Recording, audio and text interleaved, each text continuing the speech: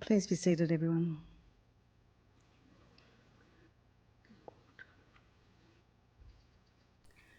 So welcome, everyone.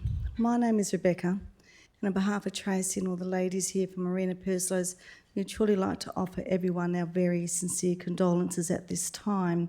However, though, everyone, I am going to now ask you very sternly to check your mobile phones and your smart watches, and please, everyone, ensure that they are preferably switched off or turned to silent. Thank you. Now, Helen's family would like to invite everyone to join them after we have laid her to rest at the Carrington Bar and Grill from 4 p.m. for you to share condolences and all of your favourite memories that you have of Helen. So if you are attending and your phone does go off during the service, we'll be buying a round of drinks for everybody who will be there. So, and I have no problems with pointing you out if this happens, so please ensure that they are off. So, ladies and gentlemen, we all come here today with heavy hearts. There truly are no words to express the sorrow and sadness that surrounds everyone here today, whether it be in person or those who are joining us through live streaming. On behalf of Helen's family, we thank everyone for being here to stand with them, to remember and to celebrate Helen's life, because every person here represents a life that Helen made an impression on during her short time on earth. While not every moment of Helen's life was easy, but through it all, Helen gave to each of you everything, every inch of what she had to offer in life. She never ever held back. And that is what we're going to ask you all to remember today.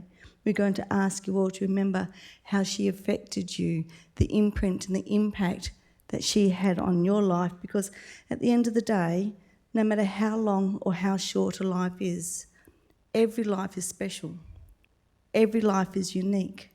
And every life is worthy of being remembered and celebrated. And that is what we are going to be asking you all to do. We're asking you all to surround yourself with those happy memories that you have of Helen, and to reflect upon the good times that each of you was so fortunate enough to have shared with her. Now I'd like to open today's service by reading a poem that's titled "Not Ready to Let You Go," in dedication to Helen from her family. I wish that I could tell you I'm not ready to let you go, but you've already departed and my heart is feeling so low. I miss that little twinkle that used to light up your eyes, and I miss the sound of your voice, your laughter and your sighs. But most of all, I miss the way you made me feel, like nothing could ever harm me because your love was so strong and real. There are others here who miss you, and they've gathered here today. Your life touched so many people who became your friends along the way. They want you to know they love you too, and they're filled with sadness and grief. No one really wants to say goodbye, so we'll just wish you eternal peace. Now, Helen certainly has lived an eclectic life, embracing her music and wanting to share it with others. But before we continue, I have a few lines from one of Helen's lyrics for you to contemplate today, but not only today, in the days, months and years that are ahead. This one is Ghost of She, God Speak. Hark and heed the dialogue of the gods as their speech reverberates and illuminates and resonates deep within. But there was so much more to Helen. And today, her dad Colin and Mum Kirsty would like to tell us a little bit about Helen and what made her and her life story and some of their thoughts as well. So Colin and Kirsty.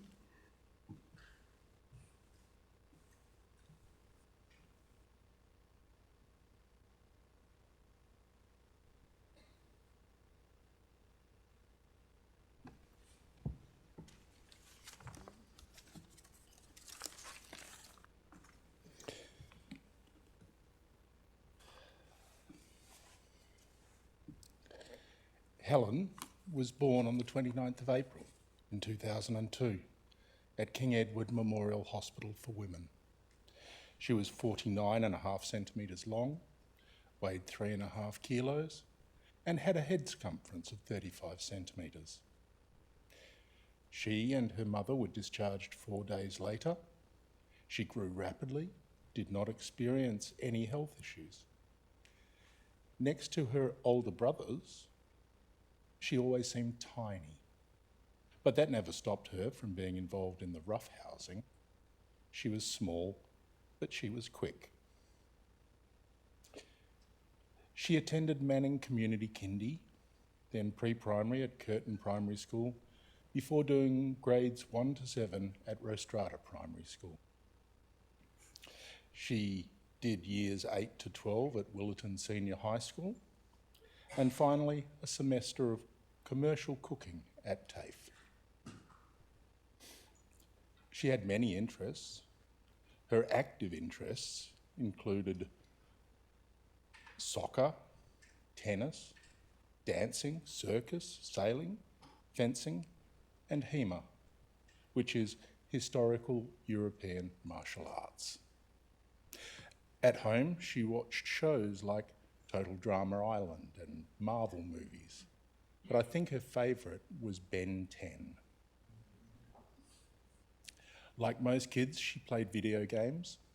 I still have her collection of Skylanders Giants. She loved the Elder Scrolls series, particularly Oblivion, and she enjoyed Portal. But her passion was Assassin's Creed. Helen, after she left school, was a bus aide on my Castlereagh run, where she was very popular with all the kids, and especially with one of the young ladies. She enjoyed the work and made sure that bags were stowed and that passengers were safe and happy. She was only bitten a couple of times. Now, not many parents can actually say that their child ran away to the circus. We can. She worked as a roustabout and fill-in performer. She lived on site in a camper trailer and would send me a grocery list once a week that I would deliver to her. I do remember one week the list contained a request for 1 kilo of China white. That made me laugh.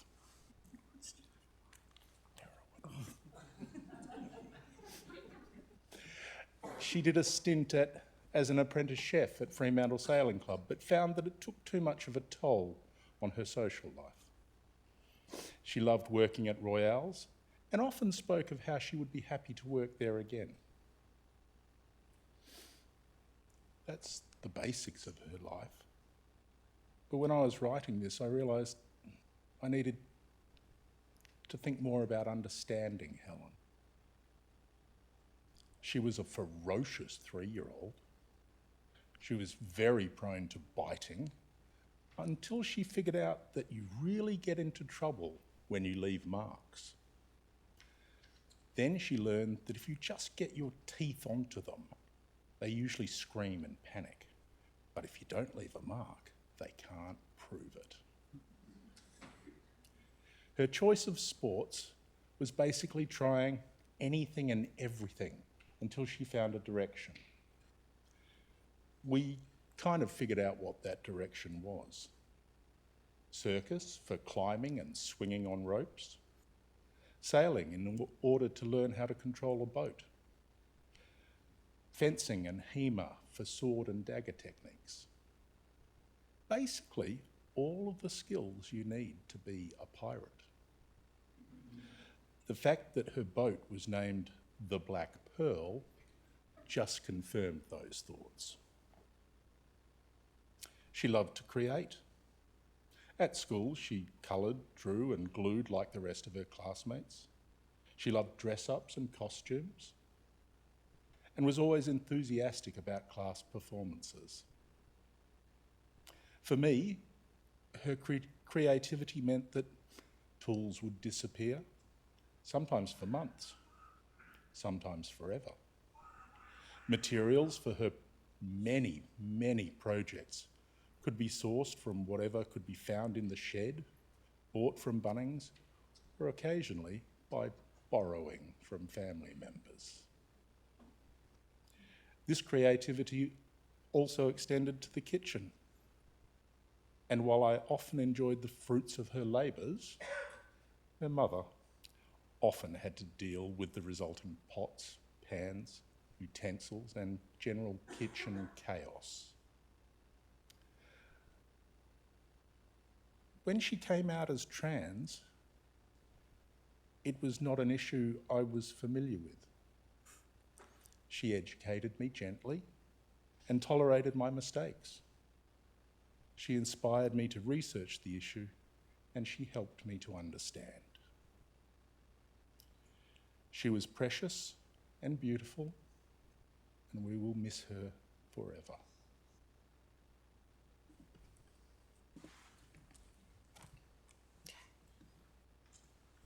My baby, I carried you, protected you, tried to keep you safe.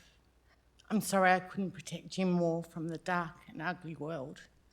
Your energy was sometimes explosive. Your thoughts were often deep. Music was your world.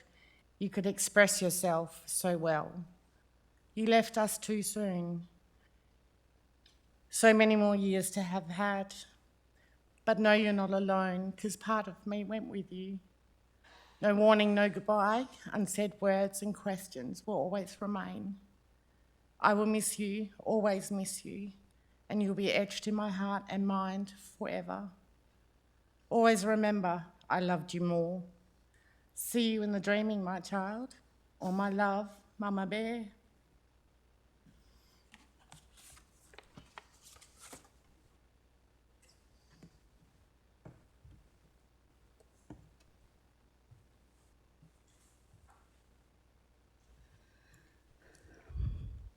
So Helen has touched people's lives in so many different ways, leaving her own footprint in the lives of those.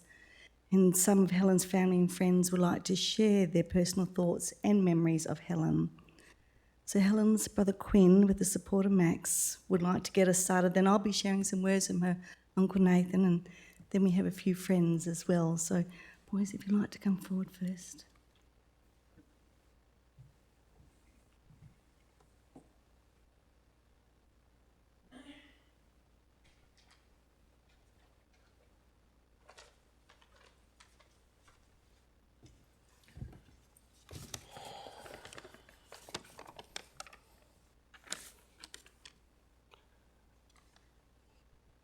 Good afternoon. Thank you for coming today to remember my sibling, Helen. Helen meant so much to us all, and I know she'll be delighted to see how many people have given during her life. If you don't know me, which I'm sure you do, You don't know me. My name is Quinn. I'm Helen's second oldest brother, and this is Max, our oldest brother. To me, Helen was first and foremost my little sibling. And I have to say, she took that role very seriously. Helen seemed to find endless joy in testing my patience and doing everything possible to get a rise out of me. My dad often reminds me, Quinn, don't react. But Helen knew exactly how to push my buttons. She certainly did. Looking back, I could see she was simply doing her job as the younger sibling, and she excelled at it. She certainly did. Helen's interests were as eclectic as she was. And for a time, she loved dancing, she had a passion for fashion, she had a fascination with knives of all kinds. But above all, she loved music. Helen was always deeply committed to whatever band she was part of. These bands often blended dark rock and heavy metal. That's all I can think of. Music was her passion, her outlet, and a way to share herself with the world. My relationship with Helen was like many sibling bonds, a mix of frustration and love. She often drove me crazy, but I loved her with all my heart. I certainly did. What I admire most now is her courage. Helen had the strength to live authentically and to be true to themselves at every stage of her life. That takes a rare kind of bravery. She was a unique person, deeply loved by her family and friends. This is our final goodbye, and I hope that wherever they are now, well, it's not ours, but like, this is mine, and ours actually, that she is happy. For those who loved Helen, know that her memory will live on in us and the stories we share.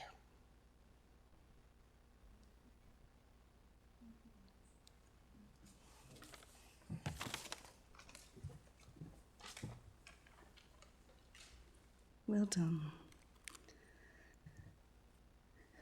Now, Helen's Uncle Nathan is in Italy, Milan, and couldn't be with us today, but he's asked me to say some words on his behalf. To all family and friends present at the funeral of our dear Troy, whom we all know today as Helen, though he will always be Troy in my own heart and thoughts, given my shared, all too brief, life history together as one of his uncles. Please accept my deepest apologies from my kitchen table in Milan, Italy, for being unable to attend myself. Please support each other in heartfelt compassion, including all those who could not attend, both near and far, like myself, as we all mourn the loss of Troy in our lives. He will forever remain in our hearts and thoughts. While I have lived overseas in Japan and Italy for many years, I did look after him and his brothers when they were young. And we spent good times together when he was on a high school student exchange in Italy, along with a visit from Max and Sam following their arrival in Egypt. You will forever remain in our hearts and thoughts. May you rest in blessed peace, Troy. Now for his friends. First up, we've got Elwyn.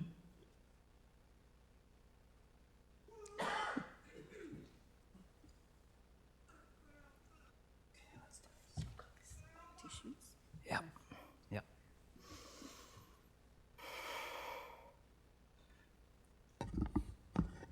Winston Churchill once said, "I am ready to meet my maker. Whether my maker is prepared for the great ordeal of meeting me is another matter."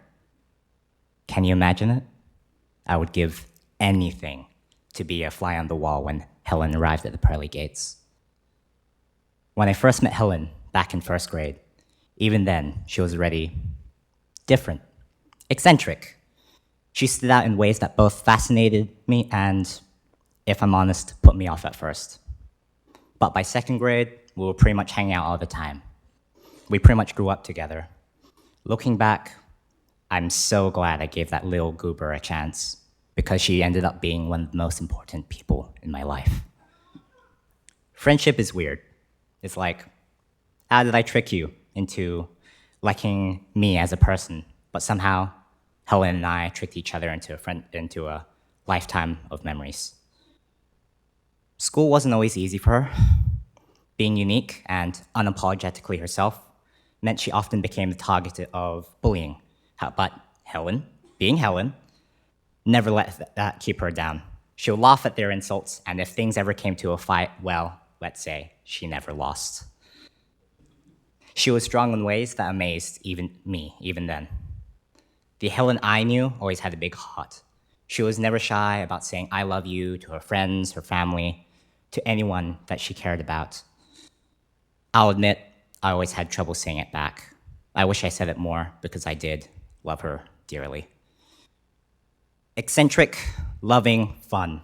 That's how I'll always remember her. She always had a way of bringing joy and making things weird and wonderful, even when her sense of humor rubbed some people the wrong way. But that was Helen. Authentic, unfiltered, unforgettable. Look around this room. Friends, family, people from all over the community, even the people joining us online, all gathered here for her. Helen would have hated to miss this. Helen and I once made this silly little pact. If either one of us passed first, we'd wear a unicorn onesie to the other's funeral. So hence, the onesie.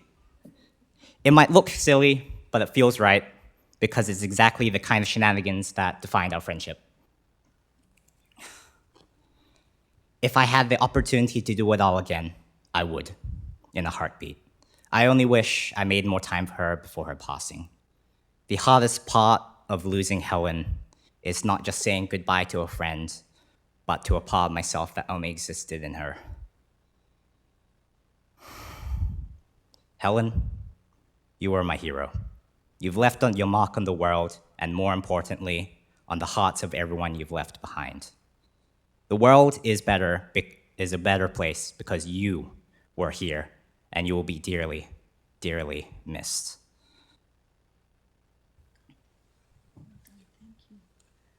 Well done indeed. Alrighty, Zubair.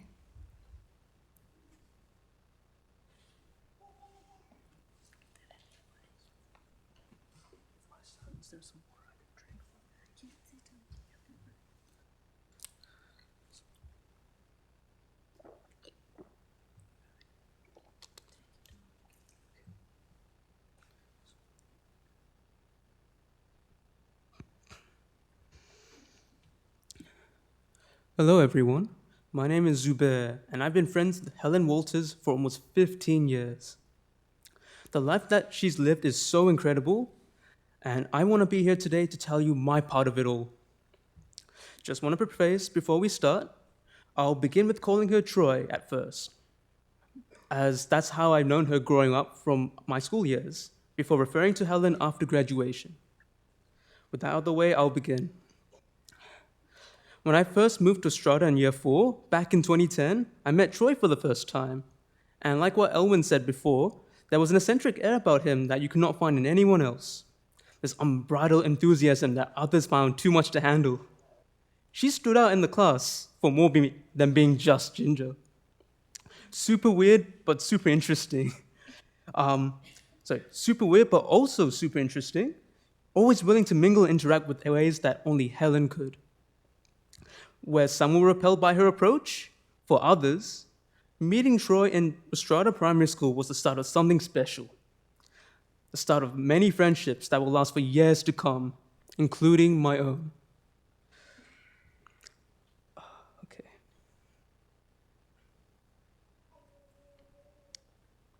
I've had Troy in year 4, year 5, and our final year as leavers in year 7. He still stood out. Even amongst all the classes that make up an entire year group, everyone knew her. I remember our year group being the last year 7s to spend our year in primary school, before the new standard in 2015 where all the new year 7 students will begin their time in high school instead. So that way, when we moved to Woollerton Senior High School in year 8, with every class being different people inside it, was such a huge change from primary school. But as soon as I got used to that weird change where every single class I went through has different people in each and every one. After I got through that in year 8, somehow by some insane coincidence in year 9, I had Troy in not only English, but in maths, and science, in Has, and in phys ed. For those who knew what Troy was like back then, I don't know if this was a blessing or a curse in disguise, but I had the whole year to find out. I don't know whose idea was this in the first place. It could have been Miss Wheeler for all I know, our coordinator for our year group. Could have been her idea for all I know. That pair us together in like 5 classes. I literally don't know anyone else that's done that.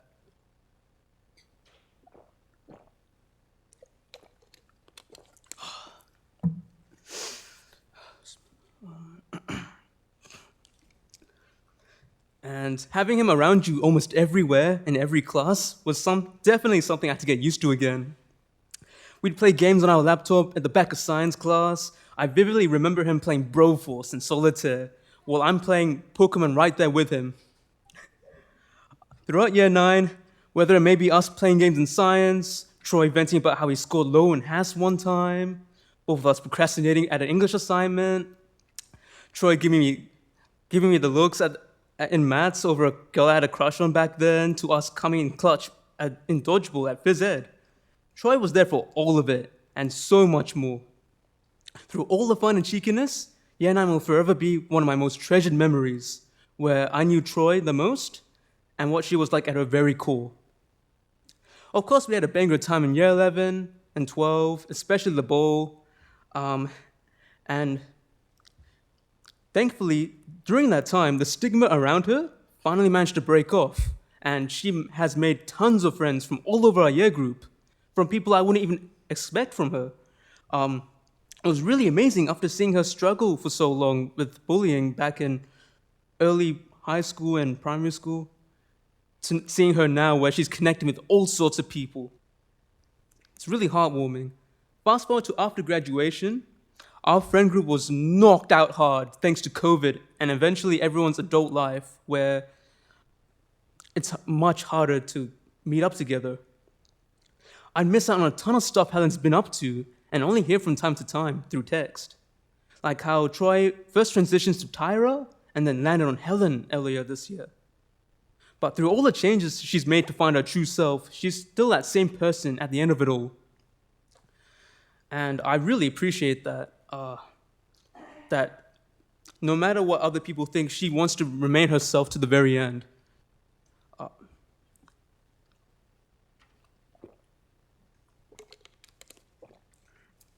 And nothing made that more clear than my final memory, where we all played this role-playing tabletop game together, set in a dystopian future called Cyberpunk. It was all Helen's idea, and she's been wanting to do this for years, ever since high school. Last month, we were able to finally make her wish come true. Helen's dad helped us get started, super grateful. He even gave us the honor to use characters made by Helen's dad's old late friend, where Helen's dad's friend painstakingly modeled each and every single character back in the day to use as pieces for our tabletop game. Meanwhile, Helen settled the stage for the story as a dungeon master, which was awesome, because all the cool stuff she made us do. She made us rock out in a band, and then after the gig, suddenly put us in a fight or flight situation where we either had to escape or stand our ground against intruders. And so much more I wish I could say right here. We had an absolute blast as she brought the story to life, taking the story in a direction none of us saw coming. But after all that, we then had to say our goodbyes. Still off the high of the fun we had, we were already discussing plans to the next one with Helen a few weeks later. But she had told us plans of a camping trip outside of Perth later that week. But on Thursday, 7th of August, that same week, I got a call that completely changed everything. Helen's sudden loss has come to a shock to me when I first heard it. It is the first time I've lost someone that I've known for so long, and I found myself lost in my mind in a way I never felt before. It felt unreal, especially because of how recently we hung out. And I would like to offer my sincerest condolences to Helen's family. I can only imagine how much it hurts more than I'm already feeling right now. Just after beginning to know Helen's family too, with meeting Helen's dad for the first time, Helen would tell me stories about you all when I was growing up in our school years. And I hope you eventually find peace in your hearts. But until then, all my prayers go out to you all.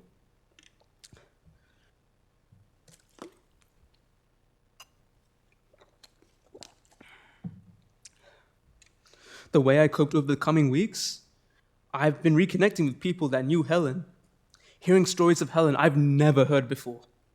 And thankfully, I haven't been taking it as hard as I would be, as they've made these days easier to live by. So as they have made these days without Helen easier to live by while we reminisce about our memories. And I hope after this and in the upcoming events we will have of Helen in our lifetime throughout the years, we will connect with many friends and family we've never known before to learn something new of Helen from each other, to learn a new side of Helen from our memories that we learn from one another. With how extroverted she is, she's made a whole world of friends out there, and many of us here today are proof of that. Each one with our own unique stories and our memories to share of a one-of-a-kind person.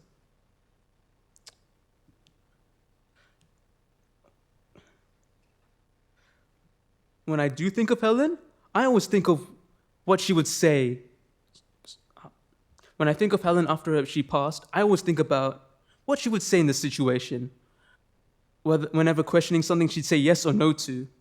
And surprisingly, when I think about what she would say in that situation, I often find her making more sense to say yes. A big part of that is thanks to her will to always take up on moments we'll never forget down the road, and to try new things we'd say no to otherwise. I want to say thank you, Helen, for staying true to yourself no matter what. And that's why, whether they may be here in the funeral today, witnessing together with us from afar, or simply reminiscing about you on this special day, that's why everyone who loves you for who you are here today. Thank you, and I love you, Helen.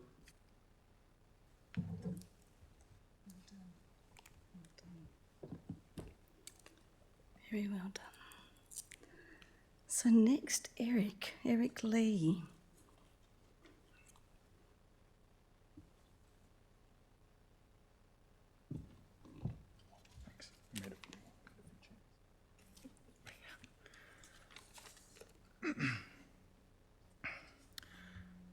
Helen was a thing of beauty, and she'll never fade away.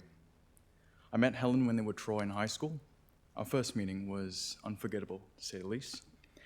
She came up to me with white powder smeared all over her nose and asked if I wanted a donut.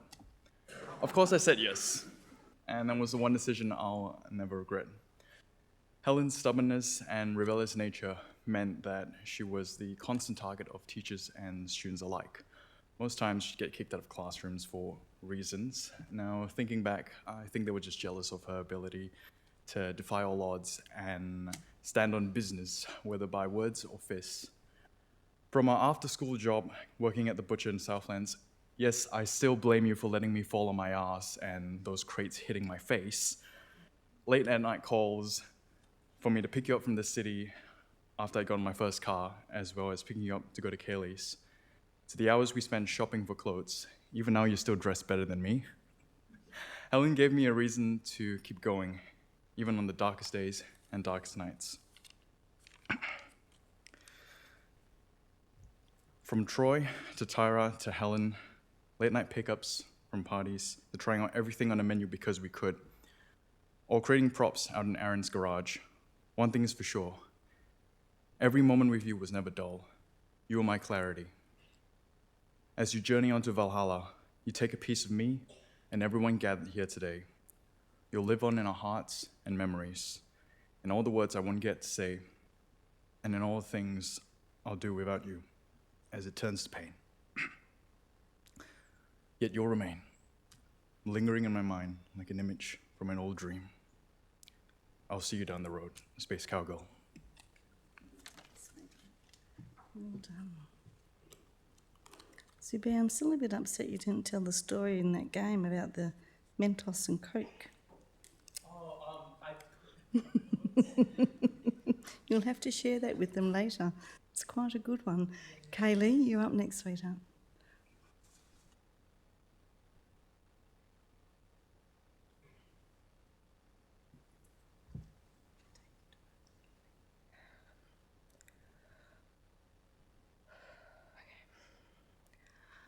I first met you 5 years ago, in August, when I worked at 7-Eleven. I was at the pre-opening event for the store, and you came along with Eric, who was also one of the new hires. I remember you being so excited over all the free food, but especially the donuts, which you made sure didn't go to waste. That was my first impression of you, full of life, and finding joy in the simple things, which I still struggle to do. You have visited every address I have ever lived at numerous times since I've moved back up to Perth. It started in Wilson, where we would all sit outside around the glass table, get drunk, talk shit, and order late-night Uber Eats from Macca's. I then moved to Bentley, where we had a scheduled weekly Monday night catch-up that I looked forward to every week. We would sing along to the songs playing on YouTube, on the TV. We always joked that YouTube had a secret obsession with Painted Black by the Rolling Stones and Psycho Killer by Talking Heads, as it kept circling back to those two songs. We didn't care though, and sang along anyway, every single time. I remember more recently, where I now live in East Cannington, we sang at the top of our lungs to Paradise by the Dashboard Light because we both love Meatloaf, and then proceeded to compare Stevie Nicks and Lindsey Buckingham's songs about each other, of course singing them loudly first. We ultimately decided that Dreams was better than Go Your Own Way. We loved talking about music together. We would go into detail about certain songs, musicians, and bands. You would tell me things that I never knew. For example, and I must say I'm a bit embarrassed to admit this, you are the reason that I know Damon Albarn, lead singer of Blur, is also the lead singer for Gorillaz. And that is just one of the many things I learned from you. You had such a passion for music, even going as far as making your own. I'll miss hearing about what new equipment and instruments you brought. Your eyes always lit up when you spoke about it and all the new ideas that you had. Now, whenever I'm driving, listening to music, I think of you. We sang along to and listened to so many songs together over the past 5 years that it feels strange to be singing along to these songs without you. My heart hurts when I sing along, but I do it because that is what we love to do together. To me, you live on through music. Troy, Tyra, Helen, you were an amazing friend, a beautiful, kind, generous, and loving person. I love you. I didn't say that enough, and I hope you know how much of a support you were to me. You were always there for me when I needed you. You always made me feel validated and assured me that I wasn't alone. You had your own demons you were fighting, but that never got in the way of you being the most amazing friend and support I've had the privilege of having the last 5 years. I will miss you more than you will ever know. We all gathered here today will sorely miss you. Thank you for all the good times. I know we'll be singing together again someday. Well done indeed. Now, Stephen has some memories and dedications on behalf of Helen's music community. There you are.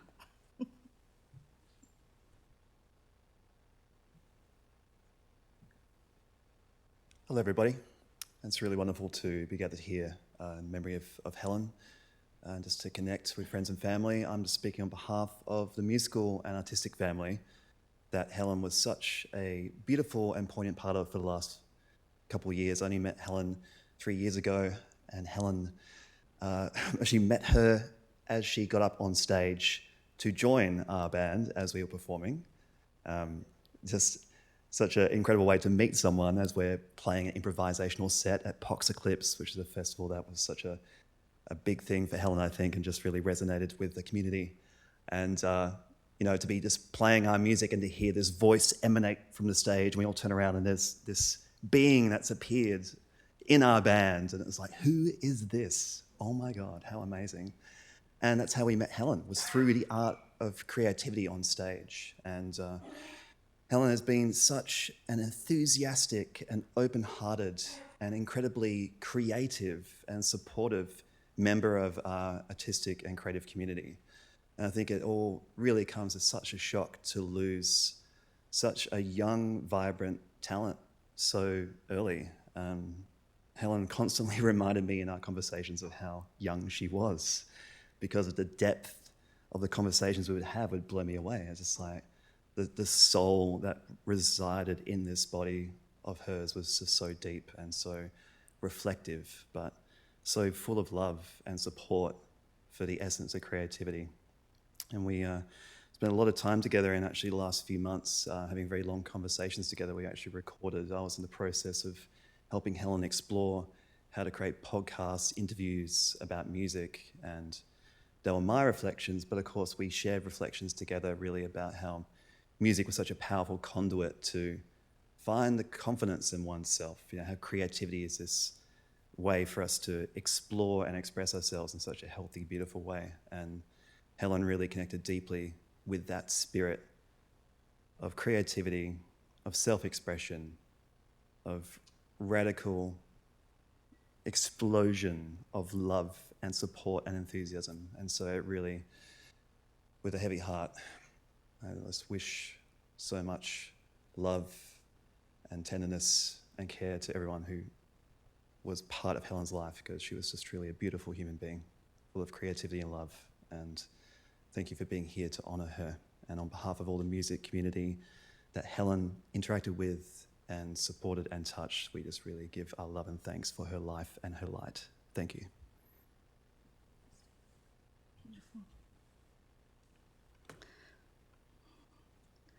So, ladies and gentlemen, we just heard a little tiny bit about Helen, her life, and the memories that she has created.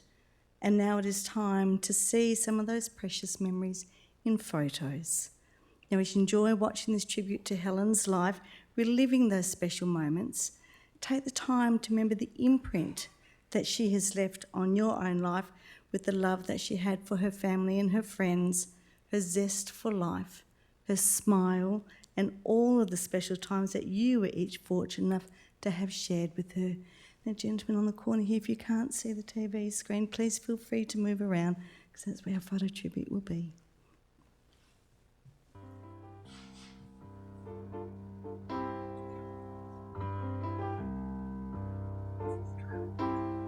I feel unhappy.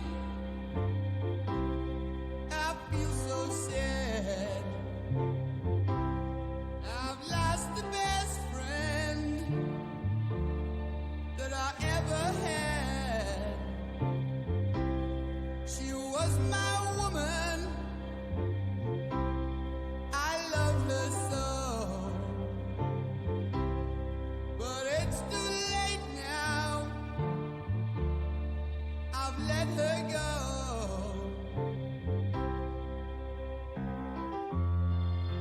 I'm going through changes. I'm going through changes.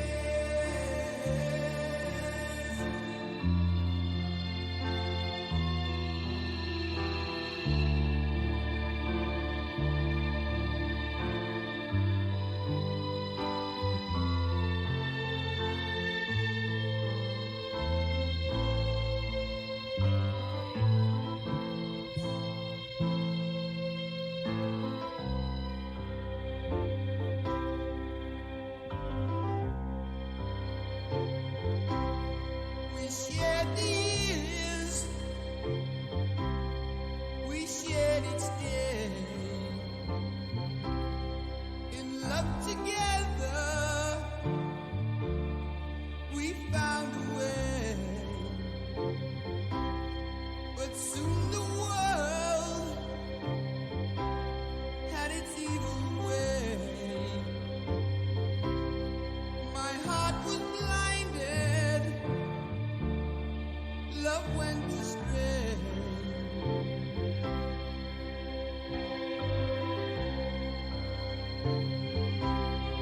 It took so long to realize, and I can still hear her last goodbyes. Now all my days are filled with tears. Wish I could go back and change these years. I'm going through changes. I'm going through changes.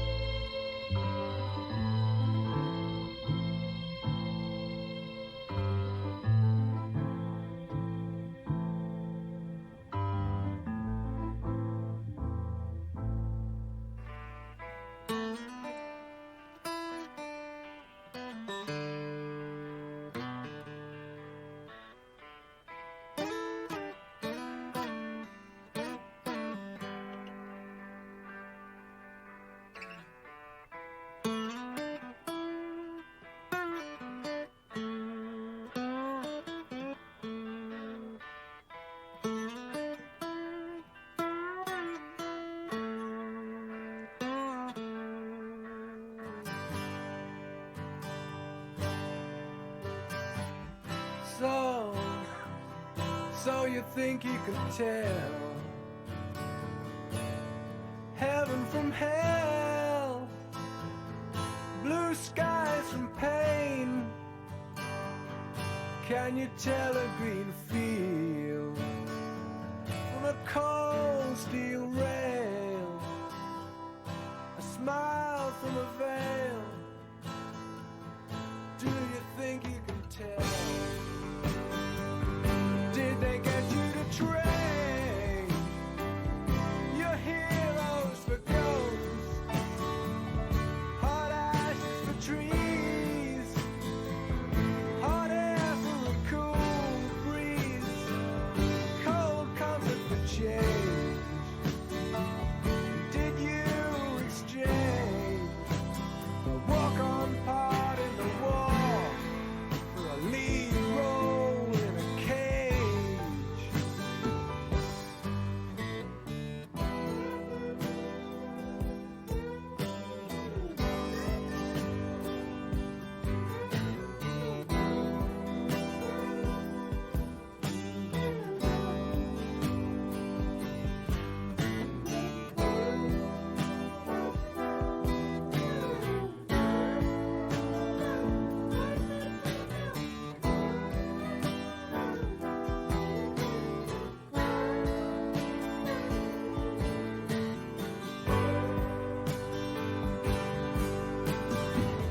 How I wish you were here. We're just two lost souls swimming in a fishbowl, year after year, running over the same old ground. What have we found? The same old fears. Wish you were here.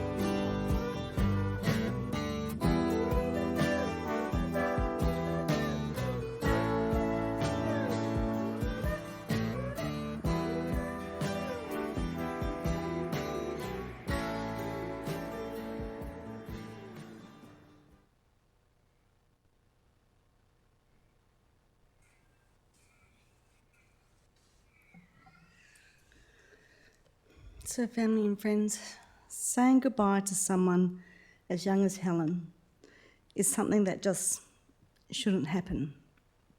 However, throughout her few short years on this planet, she certainly has had a major impact on everyone whose paths have crossed with hers.